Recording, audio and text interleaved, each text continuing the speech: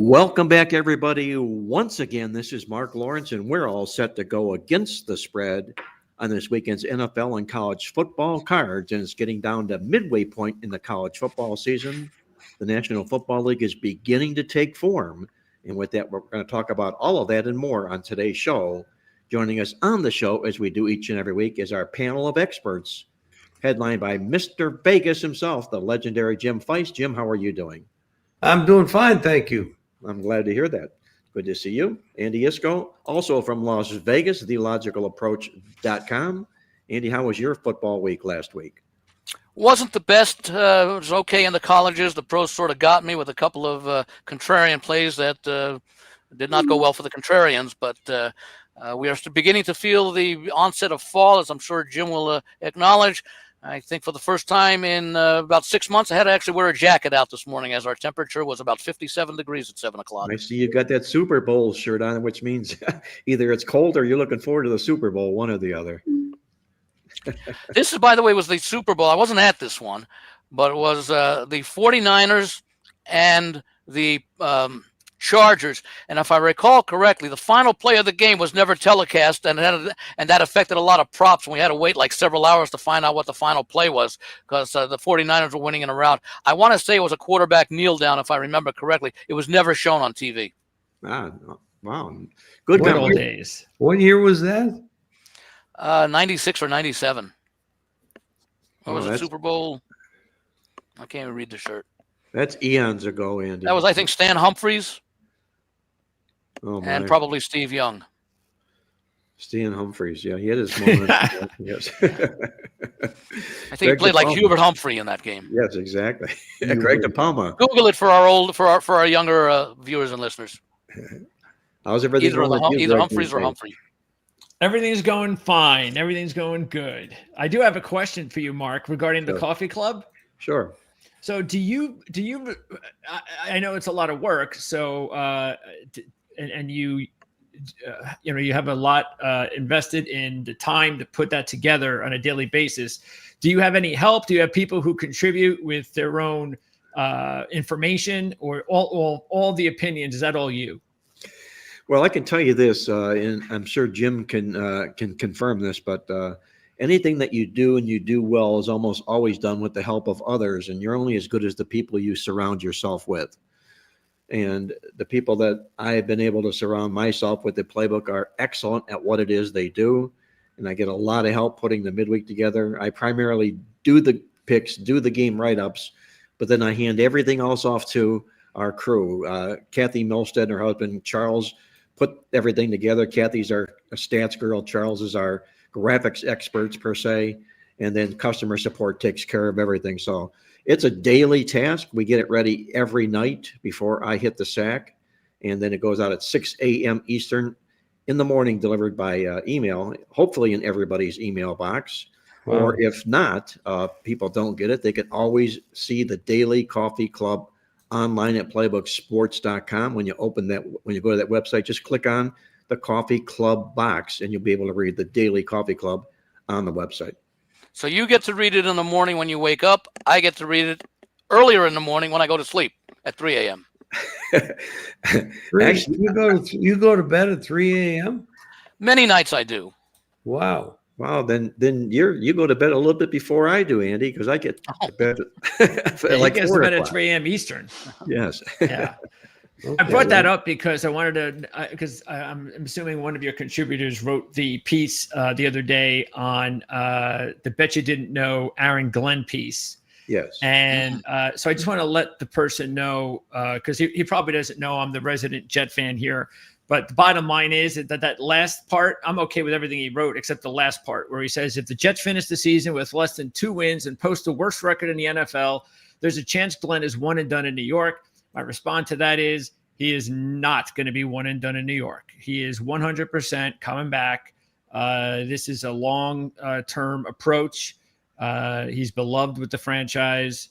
I know a lot of people ripped him this week because it was a nationally televised game and it was their worst offensive performance. And when you merge those two things together, you get what you get this week, where everybody's piling on and he's in over his head. I can't believe what happened at the end of the first half. Well, what happened at the end of the first half was exactly what he said in the press conference, which was, there was only a few seconds left. He didn't want Denver to get the ball back. We had the ball in the second half. I'm sure he could have been a little bit more honest with saying, hey, our offense fucking sucks at this point. So I just want to go in the locker room and be happy. Did they have timeouts left, though, after the 2-minute warning? It was one of the situations where he even admitted afterwards. He said, the one thing I wish I would have done is he had one timeout left. He says, I wish what I would have done is call timeout, 5 seconds to go, chuck a Hail Mary. But other than that, that's all it was about. It wasn't about trying to move the ball into, 3 or 4 more plays. And of course, because of that, everybody who doesn't watch the Jets and the national TV, they don't know what they're doing. Look how discombobulated they are. It's just such ridiculous overreaction for people who just don't watch the team on a weekly basis. And that's why I'm saying, by the way, here's the other thing too, is they almost beat a team that beat the Eagles. And why, besides the travel and the typical, hey, we had a letdown game, was Jermaine Johnson. 3 of their 6 losses were by just 2 points. So it's not like they've been non-competitive. Yeah, Jermaine Johnson played for the first time since week 1. Their kick returner played for the first time since week 1, and he had great kick returns in the game. Their special teams have been awful all season. So they had guys healthy in the game, especially on defense, that haven't been there. And this is what happens. Nobody cares when the Jets are losing teams. I say this all the time. Nobody cares when losing teams have injuries. They don't say, the Cleveland Browns or the New York Jets, the reason that they're losing is look at their injuries. They don't look at that. They don't care. They just say they suck. But when the good teams like the Niners and all those teams have injured, look at all the injuries they have. That's why they're not. So it's the same thing. And look, they got to get over it, and they will. My point is that Aaron Glenn is perfectly fine with the Jets. He's going to do a great job. It takes time. People just are impatient. And I just get a kick, especially out of the New York media, who just absolutely destroyed him. How would they react this week if they lose, as the lines makers think they will? I don't necessarily agree with that. But if they lose to Carolina, which is basically, when you look at their schedule, this is the game that they are most likely to have an opportunity to win, at least as things stand now. How will the Well, they do play the Bengals next week. React? What's that? They do play the Bengals next week. So, but they get Carolina at home. So that's true. Yeah, they're probably going to be. By the way, Carolina, that's 0-3 on the road, and is favored for only the second time since the end of the 2022 season. Yeah. When was the last time? And the previous time was when Carolina was favored last year late against Dallas, 2.5-point home favorite. They lost outright by 30-14 or something like that. And what was that, Jim, you were asking? Excuse me.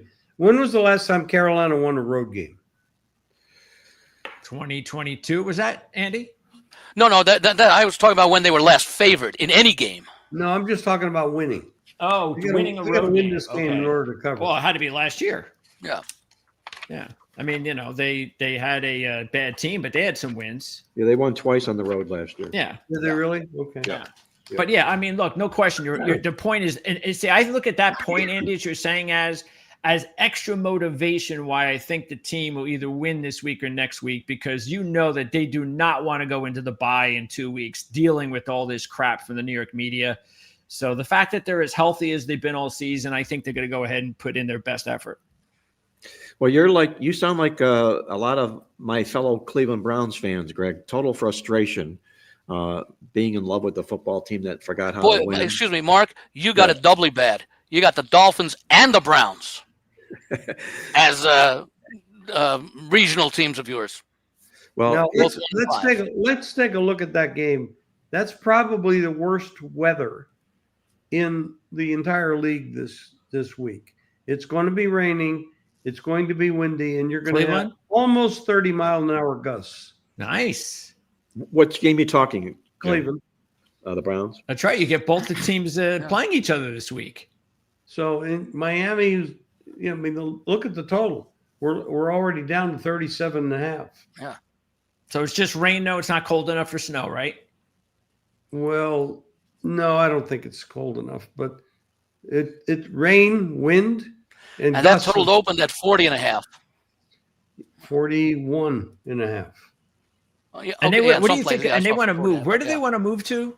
Well, they're moving to a suburb in Cleveland. It's no big move. It's called Brook Park. It's called Brook Park. It's where an old Ford Motor factory used to be before they closed up, and they bought the land. and they're in the process of building a new stadium now, a domed stadium. Oh, please, Yep, please. it's going to be a domed stadium. That's it. Take their home field advantage away. Build a Well, dome. I wouldn't be surprised if the NFL, with all the money involved and wanting to have as quality a product as they can, I wouldn't be surprised if they require any new stadium to be built to have a dome. Maybe even a retractable dome would be the best, because you could then have it in nice weather. But if you're talking about wanting to host Super Bowls in certain places, I think that may be one of the requisites for. Well, this will be a retractable dome that they'll put in there, and if they wanted to really play spoiler on a cold, bitter winter day, they could open the roof. Keep that sucker open, baby. It's 0 degrees. Yeah, exactly. We'll have the Dolphins come into town in 0-degree weather. That's there it. you go. The Dolphins are going to be playing in cold, windy, rainy weather. They're not really a team that plays well in those kind of conditions. Yeah, and they're already from this past week. They're already seem like they're jumping ship. And I don't understand why Tua felt the need after the case to apologize. That was total frustration. And why did it take? Yeah, why did it take 3 days for him to apologize? Because he was forced to apologize. I mean, he's the captain of the team basically, and I had. Why would you have anything wrong with what he said a couple of days ago? Say what you want to say. Hey, if these guys aren't listening to you, then go to the media, call them out. Well, I'm sure there was a players only team meeting afterwards, and maybe that's where the apologies came within the meeting, and then it came forward to the public after that. But it's just total frustration on his part as well. He's a quarterback. He's making more money than only 2 other quarterbacks in the National Football League, and he has nobody that's helping him. I mean, nobody is helping him. Even when Tyreek Hill was there, Tyreek Hill was the major abuser of coming to practices and being late and doing all those things. That was basically him talking retirement at the end of last year. Yeah, I mean, and that's bad management. Hill, is what they need to do. That's got to be starting with the owner, right? I mean, the owner's got to absolutely. He's the constant, because it's the same GM. It's the same. Those are the same. As soon as you're the owner, you need someone to run the team. He's got Greer. He's been by his side for 15, 20 years. You won't get rid of the guy. And until you get rid of Greer, then you can't actually build something like a foundation. And we talked about this a few weeks ago. What's the first thing that could change the culture in Miami? You fire McDaniel and you move Weaver into the starting position, into that role. He is the perfect guy to make sure, with that disposition, to clean house and to say you're going to do it my way. Or is that a better move than changing ownership? Well, here's the other side of that. Here's the other side of that, Greg. Weaver's a defensive coordinator, okay? This defense of theirs is falling apart as well. They've allowed season-high yards their last 3 football games, and they have no offense to support the team. So they're getting no help on either side of the football. And if he becomes the head coach, what does he do about putting oomph into that offense? He's going to have to bring some mastermind for an offensive That's what coordinator. makes this game very intriguing. You've got the league's most inept offense in Cleveland against one of their most inept defenses in Miami. Yep. I usually like to go with defense in those cases. Yeah, because I'm sorry. Yeah, I like to go with the better defense, which is Cleveland by far. Cleveland's defense is the best unit on that field.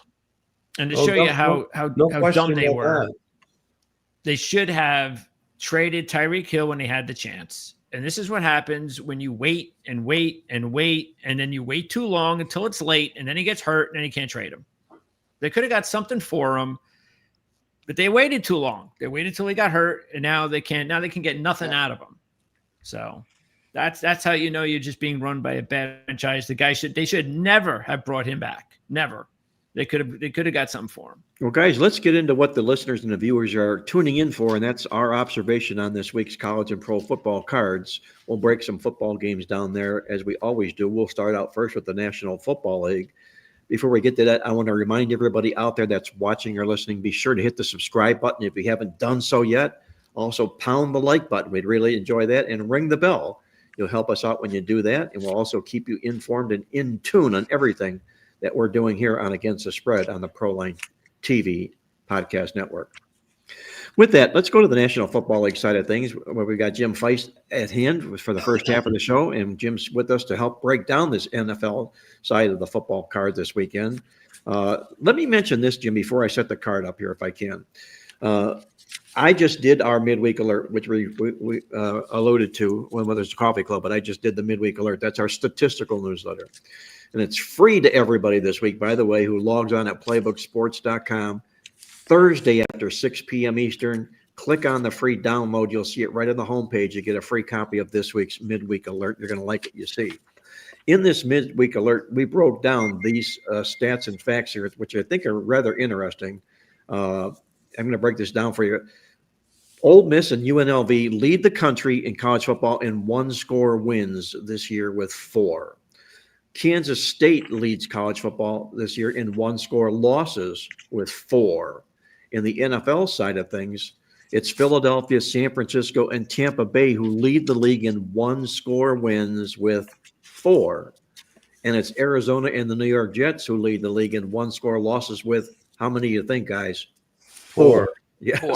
Yeah. Exactly. So 4's been the magic number in one-score wins and losses so far this football season. It'll be a little bit relevant, and we're going to talk a little bit about it in the Georgia Ole Miss game, because there's Ole Miss sitting there with more one-score wins with 4 than any other team in the country other than UNLV. But let's get into the National Football League card side of things here this week. And if the playoffs started this week, the number 1 seeds would be, drum roll please, the Indianapolis Colts and the Tampa Bay Bucks. I can't believe the Indianapolis Colts would be a number 1 seed. To A me, marketer's dream. marketer's dream. The Colts and the Bucks in the Super Bowl. Well, that should be sponsored by Oscar Mayer, because the Colts are a phony baloney, man. I hope so. I took the Chargers this week. Yeah, and we're going to find out what the Colts are all about. But this would be, if the playoffs started this week, and this would be the AFC wildcard round pairings. It would be number 2 Pittsburgh hosting number 7 Denver. It would be number 3 Chargers hosting number 6 Jacksonville, a little bit of a surprise. And the number 4 Patriots hosting number 5 Buffalo. On the NFC side of things, it would be number 2 Green Bay hosting the Rams, number 3 San Francisco hosting number 6 Detroit, and number 4 Philadelphia hosting number 5 the Seattle Seahawks. And what I'm getting to on all this is, according to the Kenny White Power Ratings, which we use exclusively in the Playbook Football newsletter, does a masterful job. Jim, I know you'll likely confirm this as well. He works as hard as anybody putting these point spread power ratings together in the National Football League. And his numbers are almost always spot on. He's a very sharp, very, very smart guy. If I recall correctly, Kenny has ratings on not just teams, every player. And I think he goes at least 2 deep, so that his power ratings take a look at, position by position and, put it all together as far as the team goes. Whereas most of us evaluate power ratings based on team as opposed to individual players, even offensive linemen, etc. So what I'm getting to here, guys, this is on my I'm just saying portion part of the show, that if the playoffs started this week, according to the Kenny White Power Ratings, we would see the Pittsburgh Steelers as a 3.5-point home dog. We would see the New England Patriots as a 5-point home dog. And we would see the San Francisco 49ers as a 3-point home dog, if you can believe it, from these numbers and the way they are right now. That's the way it would all shake out here, finding these teams as dogs: Pittsburgh, San Francisco on the football card, and the New England Patriots. So we'll see how this all shakes out, moves on down the road a little bit further on. But I thought it was just interesting fodder to take. And this is in the newsletter? No, this is going to be in the midweek alert newsletter, right? Okay. So you'll read it, and I'll make sure you guys on the panel get copies of it, because it's a great statistical breakdown of what we're looking at from a statistic standpoint, rather than a trend or a fundamental or so forth and whatnot. But it'll be in this week's midweek, and it's free, like I said, to anybody watching or listening. Thursday after 6 o'clock, just go onto the playbooksports.com website and click on the free midweek alert newsletter. By the way, Mark, one thing you do that is very, very helpful, and I think people will greatly appreciate with that midweek alert, because you talk about winning and losing in the stats. You have a nice check mark next to for each team when they've won the stats in the game, regardless of the score, regardless of the point spread. So it's very easy to see if a team has played 6 games and you've got 5 check marks, that means they've won the stats in 5 of the 6. And then if you take a look at a handful of teams, you won't see any check marks because they've lost the stats in every game. That's a great point you bring out, Andy, and I'm glad you did, because it's one easy of my to visualize. My favorite features of the midweek is you can go right to those check marks and see who's doing their business on the field, who's actually performing and who is not. And amazingly, you'll find the Philadelphia Eagles with 0 check marks this football season here. That's why the Philadelphia Eagles, that's not why they're struggling. It's a result of their struggles is the fact that they haven't out-yarded an opponent thus far this football season. But it's there for every college and every NFL football team. So it's an added tool to add into your arsenal for sure. And speaking about the Eagles, the Philadelphia Eagles, they're going to be at Minnesota this Sunday, Jim. And we're going to go to you first for your opinion on the Eagles and the Vikings game. This is a matchup of who would be in the NFL playoffs if they started this particular week. What would your take would be on the Eagles and the Vikings this week between these two teams? You talking to me? Yes. Okay. Talking to me. Well, Talking to you. Hey, yeah, you talking to you over I'm there. talking to you. The Eagles are suffering because of some deficiencies on offense and defense that people don't talk much about. Their offensive line is poor. And their defense is not. They've lost players on the defense from last year, and everybody's thinking about how they destroyed Kansas City in the Super Bowl. This isn't the same team at this moment. And Hurts is not Tom Brady. He's not Joe Burrow. Hurts is a very good athlete and a very good quarterback, but he's not the guy that's going to be an A quarterback that can do it all. He's not an inside thrower. He's an outside thrower, and you can't win by throwing outside the numbers all the time. So they don't do much of it, and he's not getting the same protection that he had last year. This is where it all comes down to. Now, when you say a team played 6 games and is not one in the stats at all, it's just that's a result of those issues. Yes. And they are not, roster-wise, they are not as good as Minnesota. Minnesota has an extremely good roster. Now, they have a lot of question marks at the quarterback position. They might have they did overrate that J.J. McCarthy could come in and be the savior after having with Darnold last year. That was a mistake. He's not ready. He's going to be very good. He has all the skills, but he's not ready to be an NFL quarterback. He's played a number of games, and he only played 1 quarter where it looked like he knew what the hell he was doing. Now, that could have been a fluke. It could have been the team that he was playing, and it just happened to work.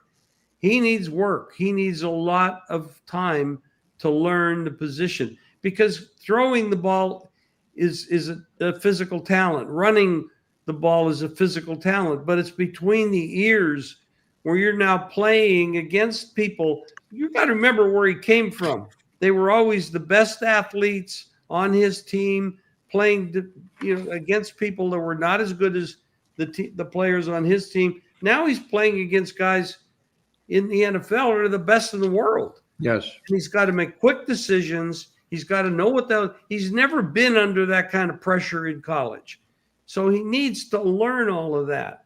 Wentz is actually playing well. Not great. He's not a great quarterback, but he's playing efficiently, and he's not making mistakes. He's going to play this week. Minnesota's the better team on the field, and I believe they're going to win this game. And don't you think Carson Wentz would like to have a piece of Philadelphia this week as well?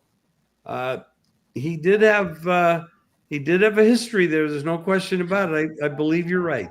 I think he played 1 game against Kansas, against the Eagles when he was with Kansas City. Wentz started once. I think they lost. Okay.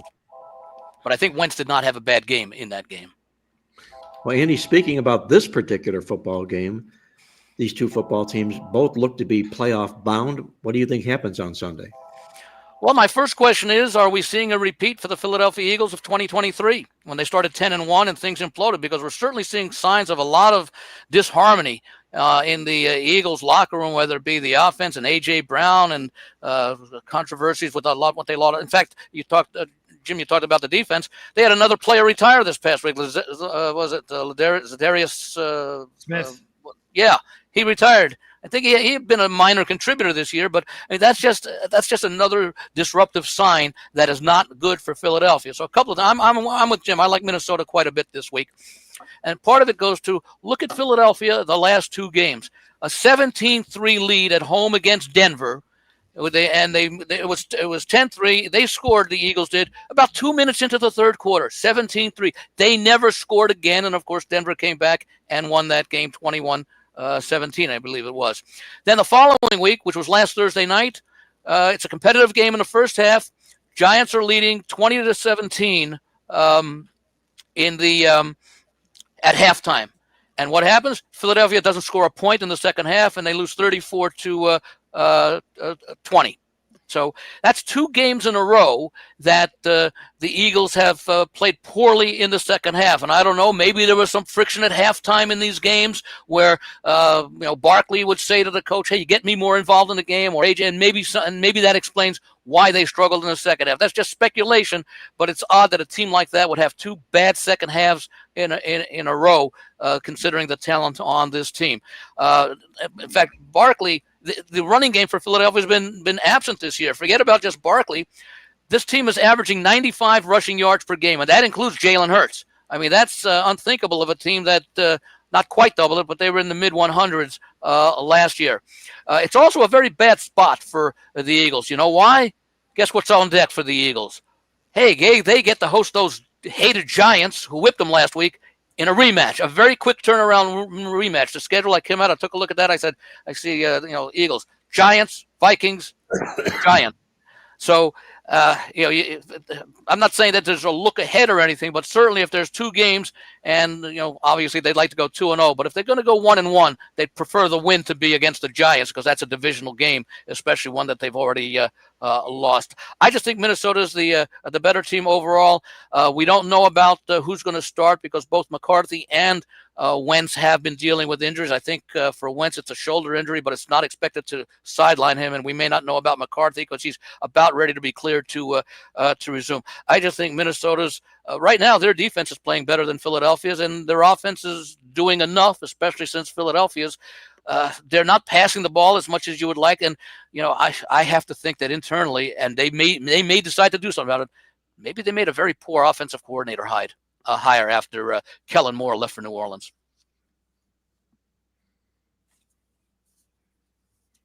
Sorry about that, Andy. Good commentary. I appreciate that very much. Greg DePalma, your take on this big football showdown on Sunday.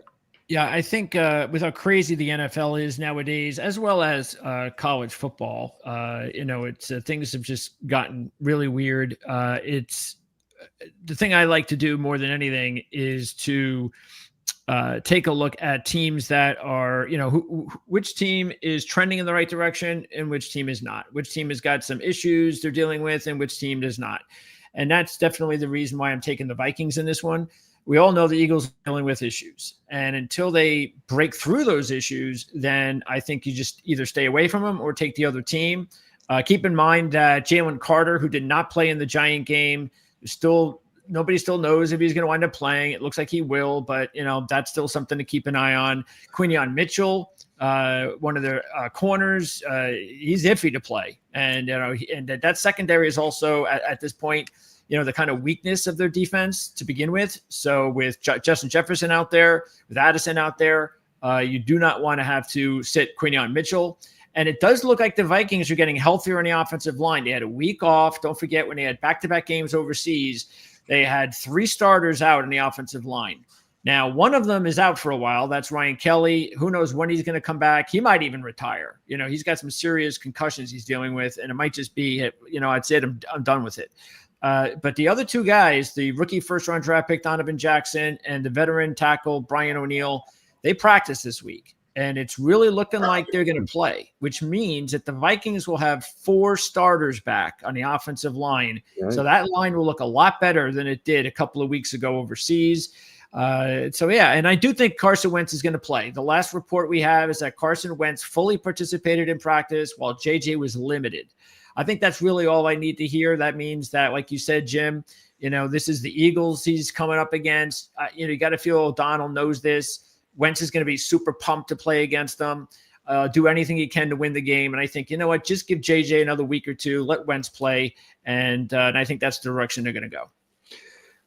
All right, guys, I'm going to take a look at the home dog Vikings here as well in the contest here. And it's all because of my midweek alert beliefs. I mentioned obviously the obvious fact Philadelphia can't win a game in the stats. Minnesota's won the game in the stats 3 times in a row. The Vikings were home dogs 2 times last year, and they won both games straight up. They're playing some pretty good ball, at least statistically, coming into this game with 3 stat wins in a row. Put me down on the Minnesota Vikings and look for the Eagles' woes to continue to the point where we may even see or begin to hear about a coaching or about a quarterback change in Philadelphia. Greg, correct me if I'm wrong. The backup quarterback is his name Tyler McKee. Yeah, Tyler McKee's a young kid who I Stanford? think. Yes, I think that I know he's put up big numbers when he's been given the chance to play. I think that he is going to be a starting quarterback in the NFL next year. I don't know where it's going to be, but he is going to be a starting quarterback in the NFL. So I don't think that they're going to bench Jalen Hurts. If they did, that would be quite a statement. But if I they think it's did, the play calling that's hurting Hurts. He's not getting a chance to do what he likes to do and was so successful last year with basically the same cast. Yeah, there's issues on the offensive line with a couple of injuries, but the receivers are there. Barkley's there. I just think it's horrible play calling. Well, I think the knock on Hurts has always been he has difficulty reading defenses. It isn't his strong forte. And McKee coming from Stanford, they say he reads them as well as anybody. So if Nick Sirianni continues to take the heat from the You read him well enough to win a Super Bowl last year. Yes, he did. There's and no refuting that. And to come within 3 points of winning against Kansas City a few years earlier. Right. But if they lose this football game, there's going to be, like I say, the Boo Birds in Philadelphia are going to be all over Nick Sirianni to make a move in the game, whether he moving forward. Whether he does or not remains to be seen. I'm just throwing that out there because I talked with somebody in Philadelphia today that they are thinking about looking at McKee if they don't get out of this game with a win. well, I have him on my dynasty league, my dynasty team for a reason, because I like him. And I think, like I said, I'd like the Jets to sign him next year. So I think he's going to be, like I said, I think Tanner McKee is going to be a starting quarterback in the NFL next season.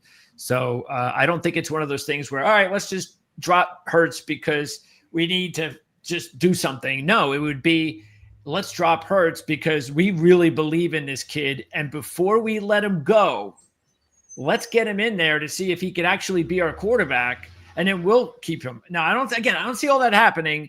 But that would be the reason why, if they did do that, that there would be an explanation. Another good game on tap Sunday. The Houston Texans invade Seattle to take on the Seahawks. Jim, do you think that's Monday night? Or Monday night, I'm sorry, yes. Yeah. Do you think this is a pivotal game for Houston in their quest to make the playoffs and continue that run, Jim? Seattle's looking kind of cushy, fat right now, if you will. Can Houston take advantage of them? And what side of this game will you be on? I'll be on Seattle. I believe in Seattle. I believe that they have they got a good coach. Darnold is I don't know, seeing ghosts, but he's seeing the field very well as well. And he played well last year, and he's playing well again this year. I think Seattle is actually the favorite to win the West right now. Wow. I mean, they're playing a very, very good football. And Houston, I mean, correct me if I'm wrong, but have they corrected their offensive line problems that I don't know how they did, if they did? Because all of a sudden people are giving them credit. I don't see it. I don't see how they've done anything to correct their offensive line problems. Stroud is he's still under duress a lot. He's under duress even when he's not under duress. He's been hit so many times he sees it coming when it's not coming. I don't get it. I think Seattle is definitely the winner of this game. Well, Jim likes the Seattle Seahawks. He likes them as a team too. I should say that, I know as well. Andy, what do you think happens here? Seattle, Houston does the Houston win streak, the 2-game win streak that they're on, that kind of gave them new life per se, if you will. Those 2 wins came against Tennessee and Baltimore. Will it be a horse of a different color when they take on Seattle on Sunday or Monday? Well, and the 26-0 win against Tennessee, that was a 6-0 game into the fourth quarter, and they scored a couple of touchdowns. And still an NFL team that they went up against last week in Baltimore, and they put 44 points on the board. So maybe they're coming out of things a little bit. But I'm going to take a look again at the defense. Despite all the problems Houston had in that 0-4 start, and now they're 2-4, They allowed 14 points to the Rams, 20 points to Tampa Bay, 17 points at Jacksonville, and shut out Tennessee, and 10 points to Baltimore. So the defense has done its job, and maybe the offense is starting to feel a little bit better. I like the Seattle team as well, but I'll take the 3.5. And he's going to take the 3 and the hook in this football game. Greg, which side are you going to do?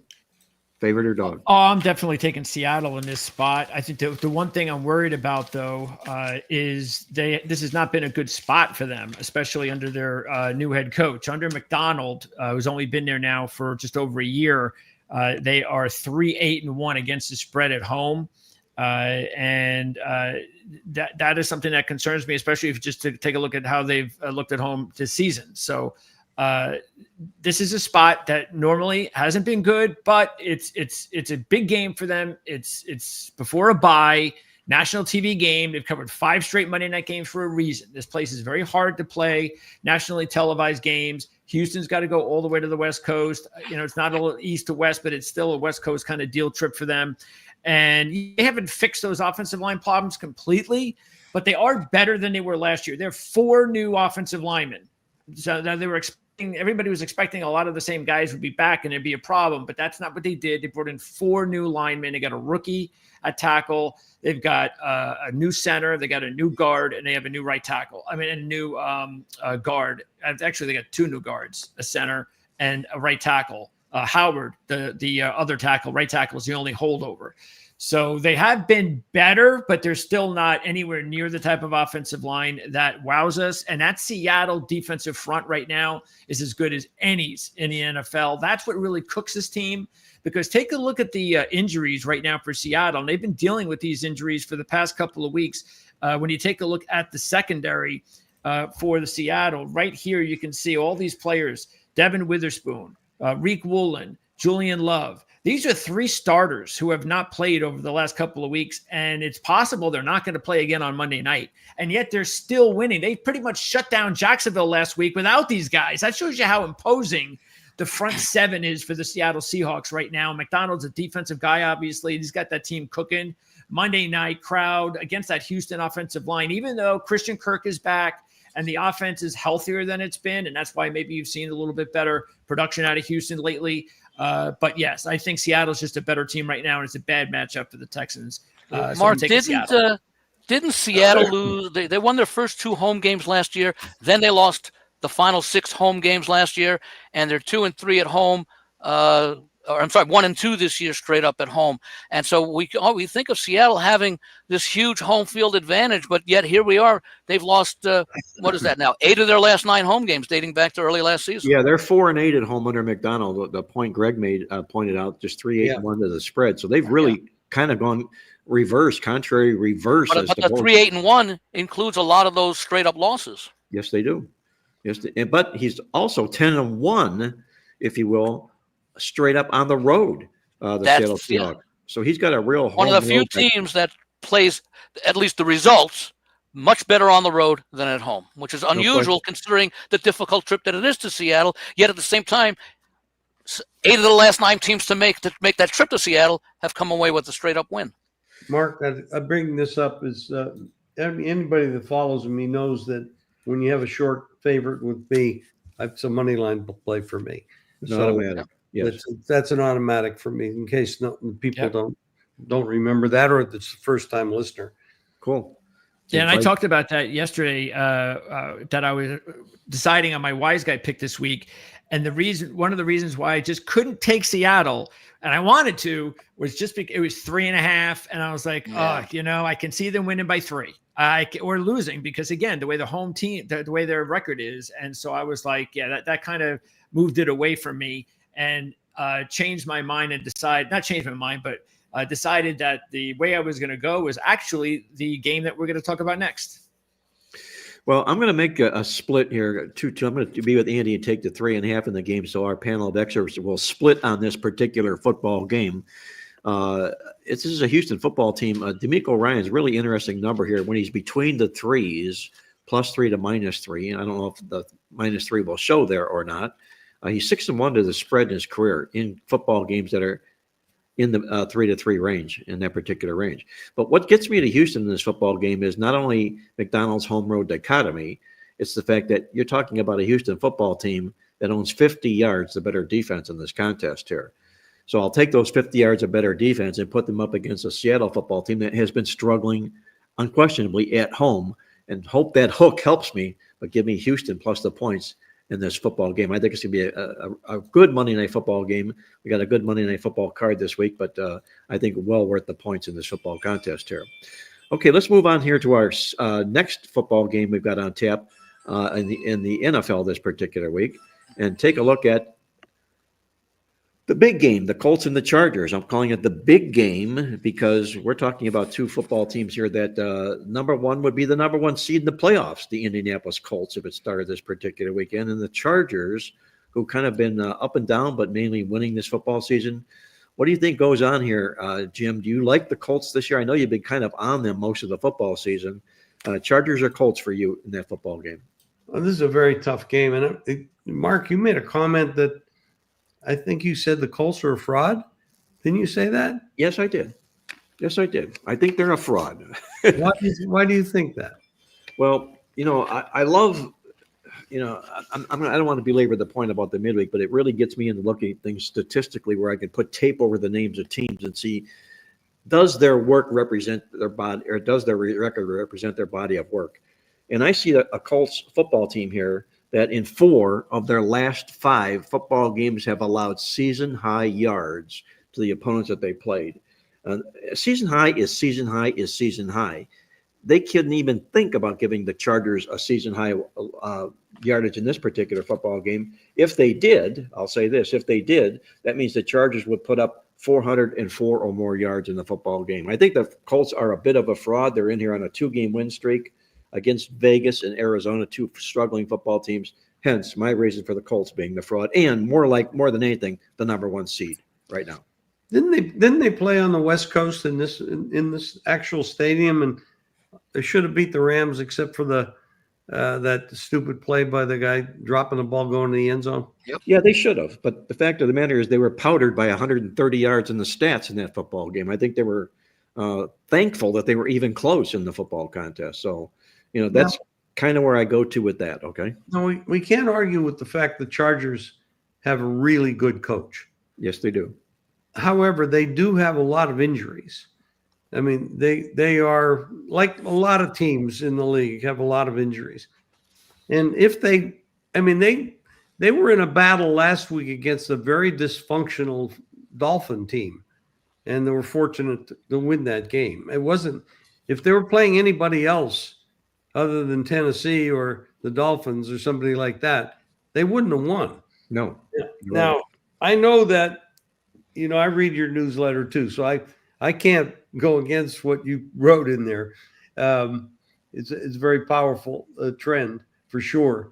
But the Chargers seem to be able to score even if they have all these offensive line injuries and stuff. And 48's a big number. I don't know what to do with this game, honestly. I would lean to the over, but that's, like I said, that's a big number. So you're kind of torn in between the total or the side itself, is what you're saying. I don't really have a side. I can't figure. Harbaugh's tough to go against in this situation, and so I'm really not going to do that. But the injuries to the Chargers line really bothers me. So I don't know what to do with this. Sometimes those injuries are starting to show, Jim, just in their point spread results. They've lost them only 3 straight games in a row. Lost 2 to 3 games on the scoreboard. So the injuries, in fact, are indeed showing for the Chargers. It was all in the arm of Justin Herbert that won the game in Miami last week for that football team. Yes, it was. Right. Yeah. So Jim's going to take a pass on this football game. Am I correct in my assumption there, Jim?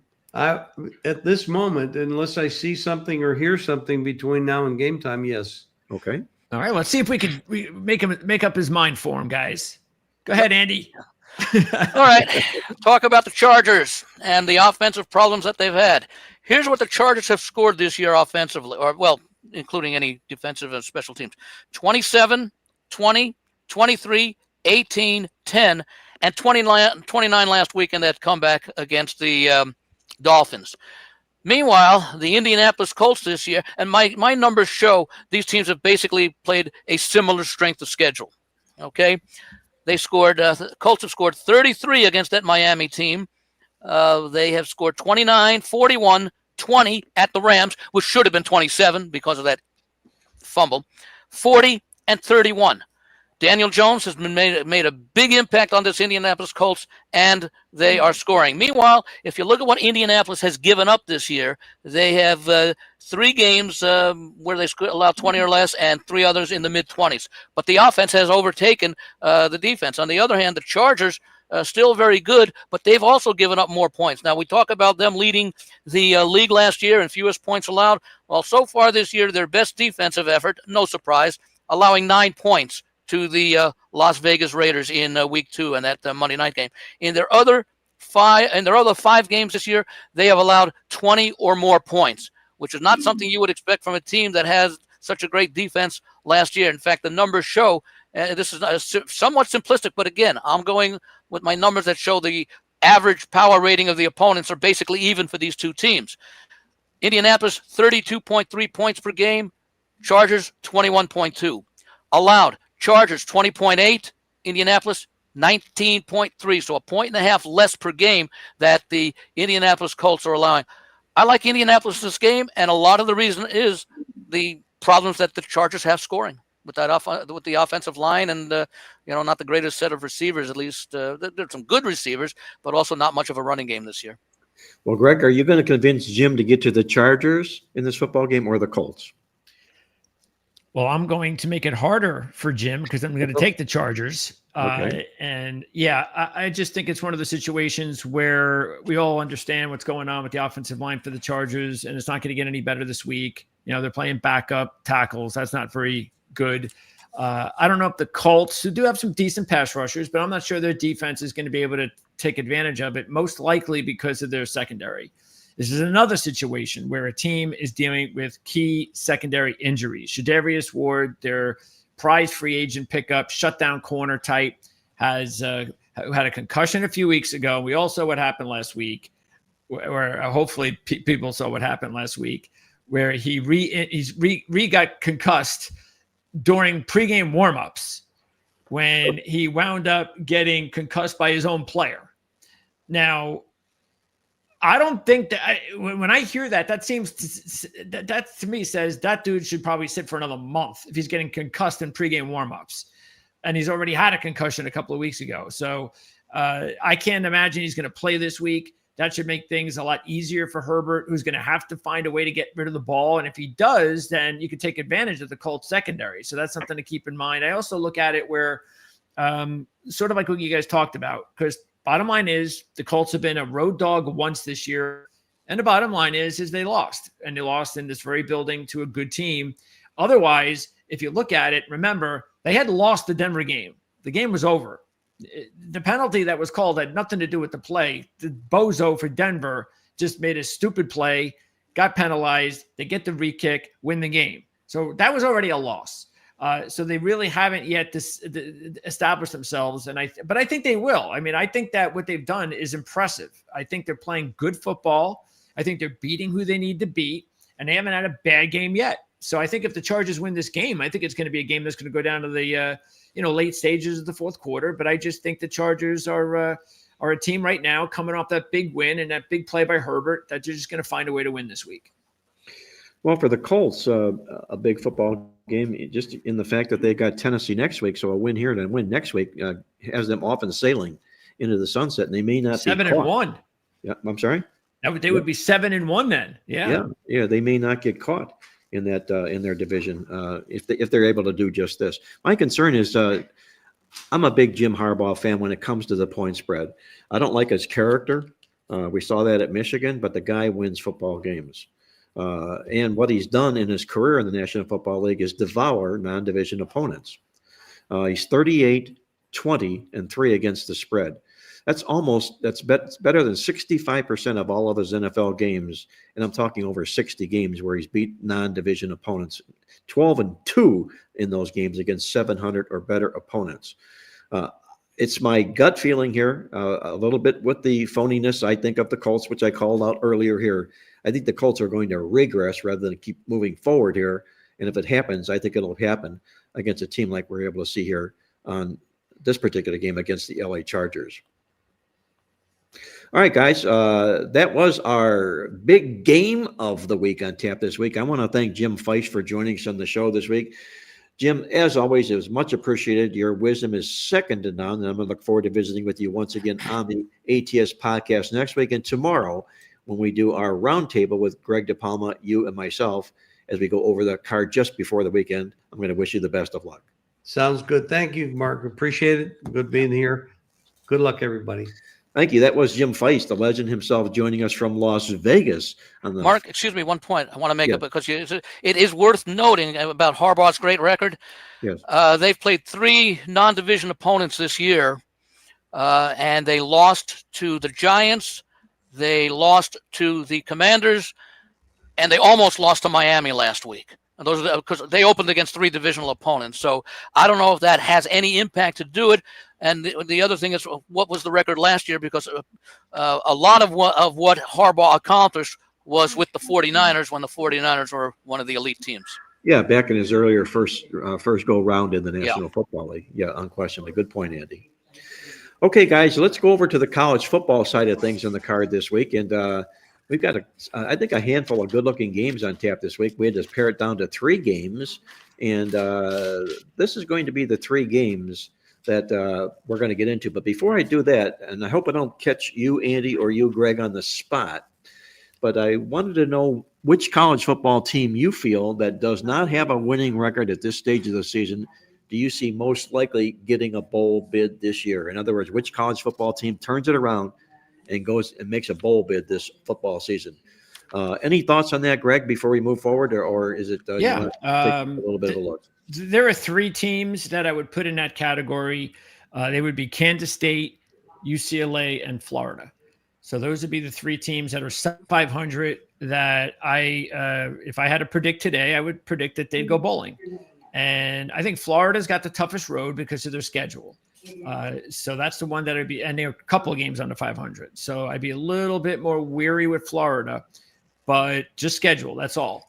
UCLA, there are also a couple of games under 500. So they got work to do, but boy, if they just turn their entire season around like a dime, and I don't think that's going to go away. So, I mean, because they have, a very talented quarterback. He's always been there this season. It's just been needing the proper coaching. And now he's got it. The turnaround in just 2 weeks has been fantastic. If they win this week and they're favored, there'll be a game under 500. And I know they're not going to win next week, but I'm going to be very intrigued. If they were to win easy this week against Maryland and then they go in and play Indiana next week, I actually think that might be an interesting game.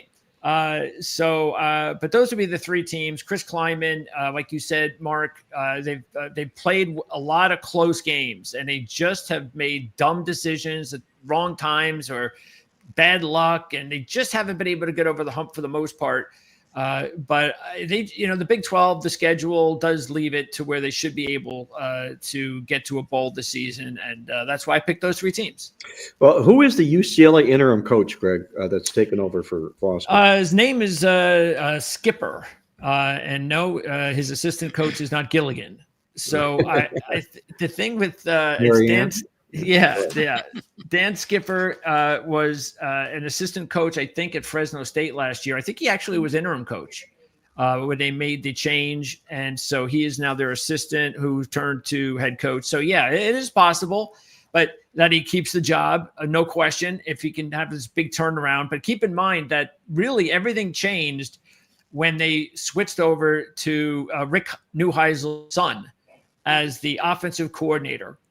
And that's why you've seen this offensive explosion the last couple of weeks. So, and it's funny because he's got Rick's hair. He's got his blonde hair.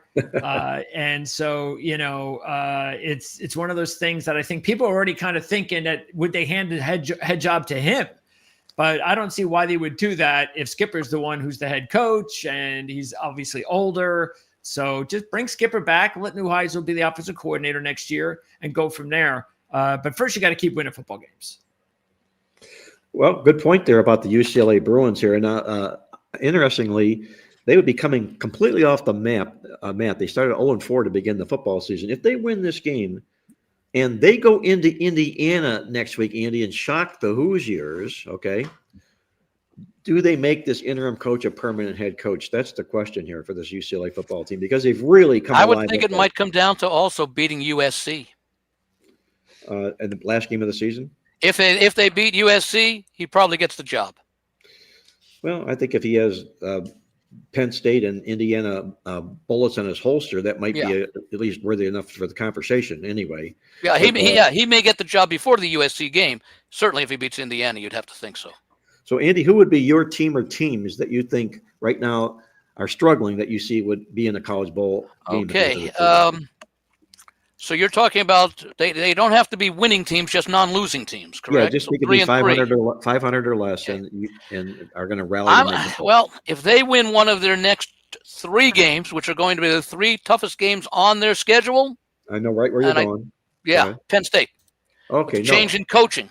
Okay, was that what you were thinking or not? No, but I'm going to give you a team that fits that same parameter. Okay. But go ahead. I'm just going to mention with Penn State, they are at Iowa this week, then they're at Ohio State, and then they host Indiana. So they could be 3-6, but then they finish at Michigan State, at home to Nebraska, and at Rutgers, all of which are going to be winnable games.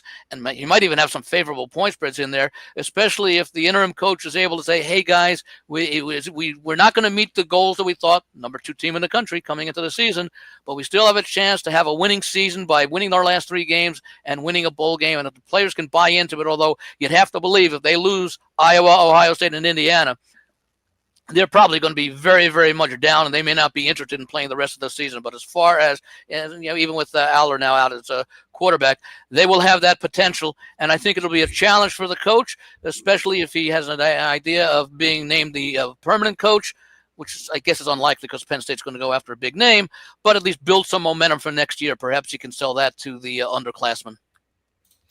Good points. The team that I thought you were going to go to, that you were alluding to, is one of the teams that I'm going to go to. It's South Carolina, a football team that a lot more was expected from this team than we're seeing so far. They're 3-3 on the season. Lenora Sellers, their quarterback, has not played well, but he has the ability to do just that. But look at their next 3 games. They got Oklahoma today or this Saturday, then Alabama. Then they're at Ole Miss and at A&M. Yeah. So if they end up in a bowl game this year, it's because they ended up pulling the rug out on 2 of those 3 football teams. But I've got to put them on my potential list to look at. The guy that I like the most is one that Greg DePalma called out is Kansas State. Yeah. And one of the primary reasons I'm looking at Kansas State is what I alluded to earlier in the year. Their 4 football losses this year are all 1-score losses. And teams that suffer 1-score losses that have ability, a lot more was expected from, can easily turn those things around because it tells you that they were at least competitive in those football games. And, what was a 1-score loss could very easily turn into a 1-score win, if for no other reason, just because of the law of averages. So I'm going to put me down for Kansas State with South Carolina for my backup. Kansas State also has a law. If you throw out the COVID season, which is the bizarre season, and you check in your preview magazine, they've been bowling in those other 9 years in the last decade. So that's a little bit of a perhaps a motivational thing that that Kleinman can use as far as that goes. And the talent is there. Certainly, they were considered amongst the favorites, even along with Texas Tech before the season started, to win the conference. Exactly, and as Greg and I allude to, we're both big Chris Kleinman fans, and I don't think he's going to let this thing slip through his fingers and get away on him. But let's get into our college football top games on the card this week. And as always, it seems to always be teams from the Power 4 conferences, and usually the Southeast Conference or the Big Ten. And we've got a mix of that this particular week. Our first game, Missouri, going to Auburn on Saturday. Greg DePalma, Missouri at Auburn. Missouri makes their first road game of the season. Here it is mid-October, and they haven't set a foot outside of Columbia. What do you think happens to the Battle of Tigers? Which Tiger wins it, the one from Missouri or the one from Auburn? Yeah, well, another situation, like I said before, with patterns of which team is just feeling good and which team is not. And it's obvious that Missouri, even though they're coming off their first loss, that was a competitive loss to a very good football team. So they have nothing to be ashamed about. They're not going to go undefeated. So they're still striving for an SEC championship and a playoff run. Auburn, it's just about respectability and trying to see if Hugh Freeze can, be the head coach next year. Keep making progress. I don't think Auburn needs to win this game for that to happen. I still believe they're going to go bowling 6-6. The schedule does permit that. They have a really good defense once again, but their offense is just one-dimensional. Missouri, meanwhile, has been a fantastic start to the season, as we know. Drinkwitz is an excellent coach. But what really sticks out to me is that Missouri has outgained all 6 of their opponents, including Alabama last week. And Auburn is 0-3 in that department in the SEC. So right there, it's telling you who the better team is. Also, Missouri on the road as a road favorite has covered. Actually, they're on a 6-0 run. They were 3-0 last year. They were 3-0 in 2023. And I think they'll start off 1-0 in 2025. So Greg looks for Missouri to bounce back in this football game. Andy, what do you see happens here? Missouri wins or Missouri loses? Well, if you recall last week on the show, I thought there was going to be your best bet in the newsletter this week because we talked about Missouri playing 5 home games, and now Alabama made it 6 in a row, and this was going to be their first road game. And I said that regardless of the result, it's a bad spot for Missouri to go on the road for the first time. And and you did make, I think, in the newsletter, I believe you did go with Auburn, but I'm going to give some other reasons. Here are the teams that Missouri played in the first 5 weeks of the season at home: Central Arkansas, Kansas, Louisiana, South Carolina, good team, they won that one. UMass, not a good team, they won that one, and Alabama. Here's who Auburn has played the last 3 weeks: at Oklahoma, at Texas A&M, at home to Georgia. So Auburn has played a much more difficult schedule than has Missouri coming into this game, notwithstanding Missouri's game last week against Alabama. I like Auburn in this game, and I think that the rest of the schedule is somewhat favorable to them.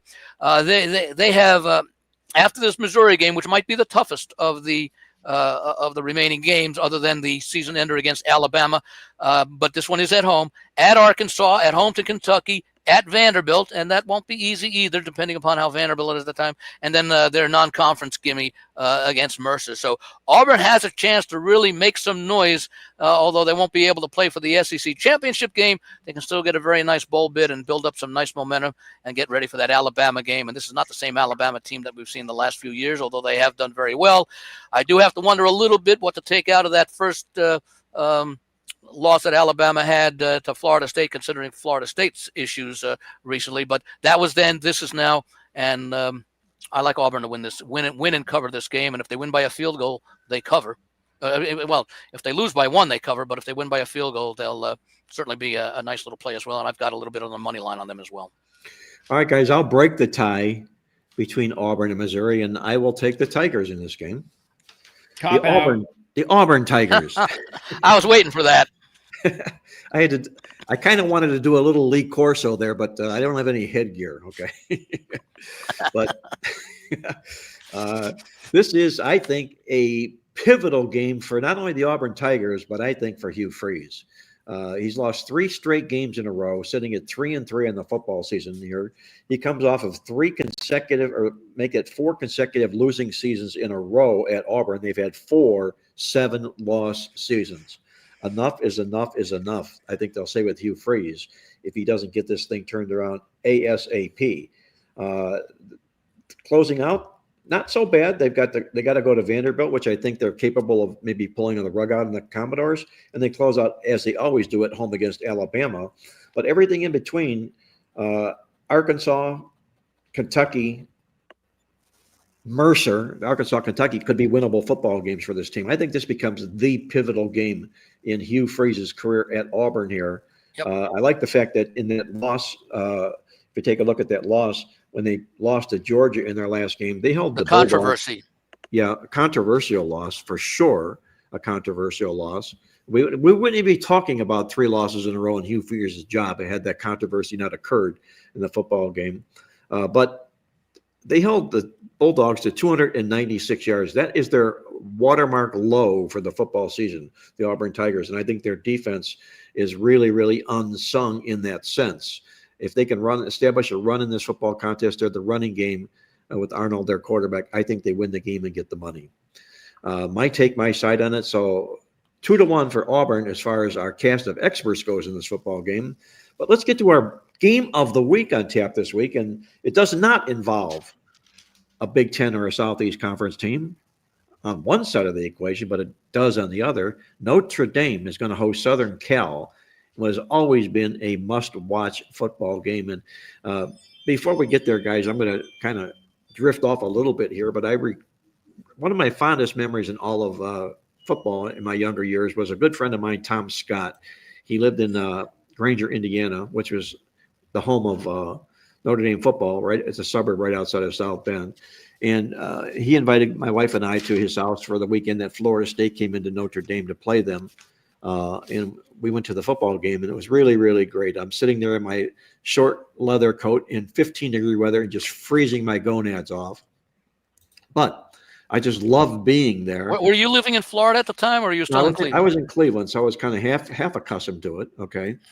But on the sidelines, I remember right in front of us was the sideline reporter in the football game for NBC, and that reporter was O.J. Simpson.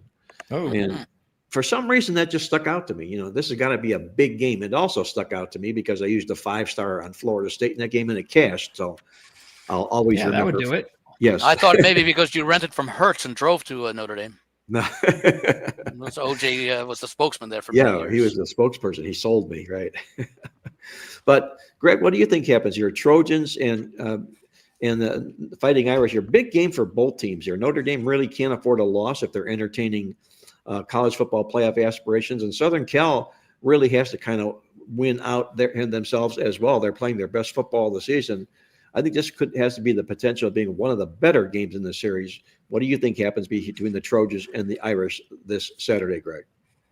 Well, I don't think needing to win the game is going to be a big difference here. But just keep in mind that, yes, if you just wanted to go that route, Notre Dame needs the game more. This is it for them. They lose, they're done. They win, and their schedule the rest of the way is extremely manageable. If they win, they are going to run the table, and they will be in the playoffs. This is their last big obstacle to get to the playoffs. As far as USC, it's not a conference game. So if they lose this game, they could still find themselves in the Big Ten championship. They have another big one left at Oregon, and that's it as far as big games. So if they could, if they lose this game and they're competitive and they show that they can still fight and be a team to watch the rest of the way, they could win that game at Oregon and could find themselves in the Big Ten championship game and in the postseason. So again, that's just if you want to go down that route. As far as the game itself, we talked about USC last week, that I was real interested to find out if they could show up, and therefore could they be a team to look out for the rest of the way. So yeah, they passed the test. Now the question is, they're going to come right back on the road and play even a better team. And this is going to be even a bigger test. The point spread is the only thing that really bothers me if you want to take Notre Dame, because it's a pretty big spread, and USC has got a lot of talent, and I could definitely see them covering the game. And as bad as Lincoln Riley is as a road favorite with USC, he's equally good as a road dog. Matter of fact, he's 5-1 against the spread as a road dog with USC. But keep in mind, too, Notre Dame is 10-4-1 against the spread as a home favorite in the last 15, 3-1 in that role this year. And in the series, the favorite has won the last 9, covered 7 of 9, and the favorite is 4-0 straight up and against the spread the last 4 years alone. So I'm going to take Notre Dame, but I would say that if you are thinking about USC, and I am as well, as what if they win this game, I believe they are as high. They're in the hundreds to win the national championship. So, because trust me, if they win this game, they are going to be a legitimate playoff caliber team. And anybody that makes the playoffs is going to have a chance to win the national championship this year. So if you think they can win this game, go ahead and put a few bucks on USC to win the national championship. That's not a bad thought and idea at all, because this sort of does put them in the talk, at least, with their only loss of the season by 2 points earlier at Illinois, which is not a bad loss at all, to say the least. Andy, what do you think between these two football teams? You taking or you laying? Not sure I'll play it, but if I did, it would be Notre Dame. This point spread seems a little bit high, although power ratings do suggest double digits are defensible as far as that goes in this game. They're at 9.5 right now. It may go up to 10. I like this USC team. I had them big last week against Michigan. We talked about it, I think, last week being sort of a defining game for Lincoln Riley at USC. Greg is absolutely right. We talked about it earlier. In fact, I think I may have even mentioned something about this game last week when I liked USC against Michigan, because the game this week we knew was going to be so important for Notre Dame because of those 2 early season losses. Not crazy about laying that number, which is why I will probably stay away from the game. But again, it is a non-conference game for USC. They still have designs on playing for a Big Ten championship, which I think is just important. I am concerned about the revenge aspect of it, because this is a traditional rivalry. It might as well be a conference game as far as the intensity of that rivalry, which goes back, half a century or more. USC has lost the last 2 games to Notre Dame, including last year. So it was a high-scoring game. I think it was like 45-39, something like that. So that does concern me a little bit, but that was also such a defining win for USC that they could be a little bit flat here. It's always tough to play at Notre Dame, especially when Notre Dame has a good team, and the defense for the Irish has rounded into shape, and we may see USC struggle a little bit more than they have in recent games offensively. Well, I'm going to take a look. I think this is a football game that there's enough hang room here for Southern Cal to make a case. And Notre Dame probably needs the game a little bit more, as you mentioned, but needing the game and having to win by 11 points might be 2 different stories. This is a Southern Cal football team, to me, that is playing with the same consistency now that they did the first year when Lincoln Riley took over the program, and they won 11 games that football season here. There's nothing they've done wrong thus far this football season. The defense could be a little bit questionable, but they still won the yards in all but 1 game so far this season here. What's interesting to me, if you take a look at Southern Cal when they playing at South Bend here, 13-4-1 to the spread as a dog of 7 or more points. Nice little number there. Yes, Notre Dame has cashed 7 straight tickets in a row against the Big Ten.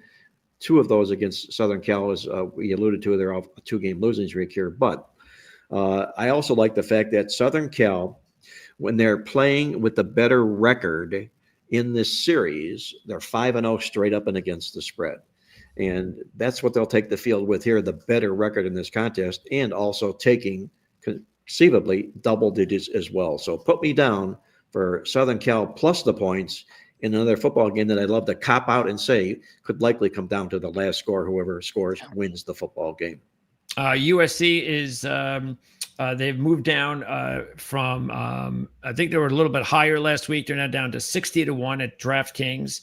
So you could probably, which is still a very, very big number.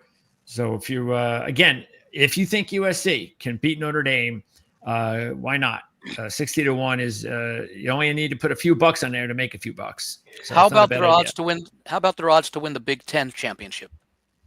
The Big Ten, let's see. That means Ohio State and Indiana probably ahead of them. Yeah, they're actually still 28-1. And that's the fourth choice. Yeah, I think that's a better bet because it only means 1 game. Well, they don't play Ohio State or if Indiana. They make it in. Right. Yeah, Mark, you're right. They don't play Ohio State and Indiana, and that could be a problem. They do get to play Oregon, which would knock them out, which would mean that they'd have to probably win a tiebreaker. And then I don't know what the Big Ten tiebreaker could end up being highly ranked. It's possible. I know a few years ago, it was like the last team who wasn't in it. So it changes every year, the tiebreaker. So check that out. I guess the one good thing that you have by taking the championship over the Big Ten is that you don't have to win the Big Ten. You don't have to get in there. You can actually still make it as the 3rd best Big Ten team. And I believe it. Obviously, if they run the table and they don't get in as a 1-loss team, they're going to the playoffs. I think they will too. I think this is honestly, I think it's maybe arguably the best game in the card this Saturday. There may be some others you can argue and make a case for, but I think this one just may be the best game on the card on Saturday. Yeah, there's two good night games on Saturday night. You've got that one, and you've got the Holy War. And the Holy BYU, War, Utah, yeah. It's interesting. It's one of 3 6-0 dogs this week, as Mark is well aware. And that's something you got to keep in mind. So Georgia Tech, UNLV, and BYU are all 6-0 dogs this week. Who looks like they don't fit in that group? By the way, Mark, were we going to do the Georgia Ole Miss game? Did I skip over that? Did I skip over that, Andy? I think so. I think you had that listed. If I have it listed, let's do it. Okay. Yeah, the thing with the Utah BYU game is Utah is coming off a horrible season last year. They did play BYU. BYU beat them by 1 point. As bad a year as Utah was having, 22-21, they lost.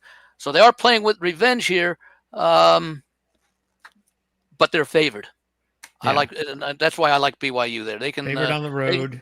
Utah can get their revenge 24-21, and BYU will cash. Okay, guys, let's wrap it up. I did skip past another big game, Ole Miss at Georgia. That could arguably be the game of the week here as well. Big game here for both teams. Greg, which side are you going to be going on, taking or laying the points in this contest? I'm going to go ahead and take the points. Georgia, as you saw last week in the Auburn game, they're just not the same team. I don't see them as the type of team that can just easily handle Ole Miss. And I don't care what happened last week with Ole Miss. That meant nothing. They clearly overlooked Washington State. And as I said yesterday, Washington State, that is not a bad team. They got a head coach that is a winning coach that won a national championship at South Dakota State over the last couple of years. He knows what he's doing. It's the only team to beat San Diego State this year. So Washington State, now, again, I'm not saying that forgives Ole Miss as a 30-point, favorite to squeak by, but just to show it wasn't like they were playing UMass. Right. But I just think this Ole Miss team this season is closer now to Georgia than I think they've ever been, because Georgia is no longer the powerhouse team. They're just the same. I think they're very, very much the same as an Ole Miss type team. This is going to come down to, a whole bunch of little factors in the fourth quarter, that sort of thing. I don't care that Ole Miss won last year, and I'll look at that as any sort of revenge for Georgia. And the thing I do like is Lane Kiffin. That's because Lane Kiffin is 10-4-1 against the spread over his career as a dog when he takes on a team with a win percentage of 750 or better. And Georgia's only 4-11 against the spread in their last 15 as a home favorite since 2023, 1-2 in that role this year. So I'm taking Ole Miss with the points. I love the 7.5, and I even might throw a few bucks on the money line as well. Andy Iskoe, the points attractive to you or not? Oh, very much so. This is not the same Georgia team. Still a good team, still very good defensively. But, and Greg mentioned a number of reasons. Lane Kiffin's a quality coach.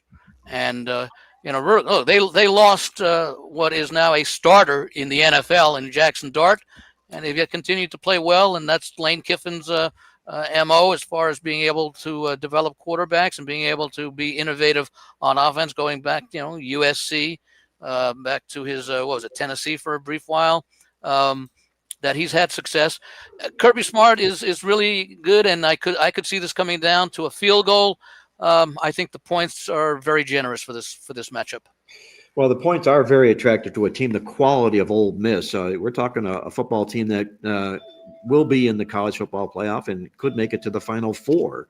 Lane Kiffin is one of the top coaches in all of college football. There's no question about it, and I agree wholeheartedly with Greg. You have to throw the Washington State game out. They just paid the penance for scheduling a team like that in the middle of their SEC run here. Then they end up paying the price. I don't think they'll do that again. They'll wait till the Mercers of the world are available later in the season. But nonetheless, they're going to go on and take on a Georgia football team this week that I think needs this game a whole lot more than Ole Miss does. And if Georgia wins this football game, it's sort of like last year. Remember last year when everybody was off the Georgia Bulldog train, and what did they end up doing? They ended up winning their last 4 games of the season and making it to the college football playoff when nobody had them in the college football playoff with 2 losses at that stage of the season here. They've got one loss this right now. If they lose this game, they'll have 2 for the season here. They have to play Texas later on in the season here. They're going to have to beat Texas and or Ole Miss, I think, to make the college football playoffs. But the thing that really gets me is this, and I'm not crazy about this number. I'm not going to play it because of the number, but the reason it'll keep me out of Ole Miss is the fact that Kirby Smart has been outstanding in his career when he has revenge, and he's been favored by more than 6 points in those games. He's 6-0 straight up and against the spread, and he's also 10-1 straight up, 8-3 the number at home against undefeated FBS teams. I think you're going to see the best Georgia has this particular week, and I know I'm trying not to buy into the poor, disappointing performance by Ole Miss last week because there were reasons, and you can throw them all out the window. But this is a dog in Ole Miss that I think I'm going to let go here. A trap situation for them, maybe. But being the dog lover that I am, I'll wake up Sunday morning and read the scoreboard and say, what the heck was I thinking here? Ole Miss is a dog of that size, and I let it go. But this week I'm going to let it go because I think this Georgia football team is better than they've shown, and they have a lot more reason to play this game. Mark, I have a question for you as Yeah. far as the way some of the things in these databases, and you talked about Georgia being or Kirby Smart being so great against teams that are unbeaten. Is Yes. there a parameter as far as do you include like a team that the Georgia's at home facing a 1-0 team, or does it have to be like 3-0 or 4-0 and better to qualify as meaningful? Well, that's a great question. And for the sake and purpose of this, it includes anybody that was 1-0 or better, because that's how I asked it out of my database. I could drill deeper and say any team that's 4-0 or better, which is probably the better way to do that. But when I put it in as at home against undefeated teams, up pops 10-1 and 8-3 of the spread. Now, do you include? I don't believe, because I don't think you have it in the magazine. You don't include games against FCS opponents, do you? No, because basically my database does not put lines to those games. So Right. all we Because put like in our database. if Georgia opens the season, as a lot of teams do, playing like an East Tennessee State, that would is that game in the database, or or are they not included in the database because there are no point spreads, and so Well, therefore you're only looking at FBS teams? The score is in the database. It's just that you're not going to be able to find out anything about East Tennessee State because we don't Right. log those teams. Okay, so No, but I'm saying, would that count as would that be in your database that in East Georgia's Tennessee game number State- 2? That Georgia is facing a team that is 1-0, even though it's not an FBS team, or is it just excluded? Yes, it would count them. It would include the 1-0 East Tennessee State Tennessee team. State team. Okay. Yes, it would. Yes, right. Yeah, and also Ole Miss, because I don't know how I forgot them, but because I probably didn't even realize, because you don't think of an SEC team as a 6-0 dog, but that makes 4 6-0 dogs this week. So you've got Ole Miss, Georgia Tech, UNLV, and BYU. Those are your 4 6-0 dogs this week. Which And would be interesting if you did a 4-team money line parlay of all the favorites and a 4-team money line parlay of all the dogs. And you hope that there's either a sweep one way or the other. More likely the favorites. But that would still pay nicely, even if you're laying a big price.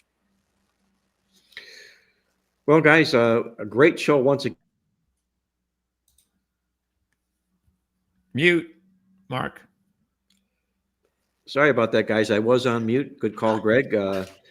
Great show here once again this week. I've got a roll here. I've got some people unexpectedly here that are knocking at my door. And with that, I'm going to say that we're going to wrap on this show. This Just hope they're particular- not trick-or-treaters. It's a little early. Yeah, not early, that's for sure, because they'll find no candy here, that's for sure. Greg, I'm going to look forward to working with you tomorrow with Jim on our Friday show.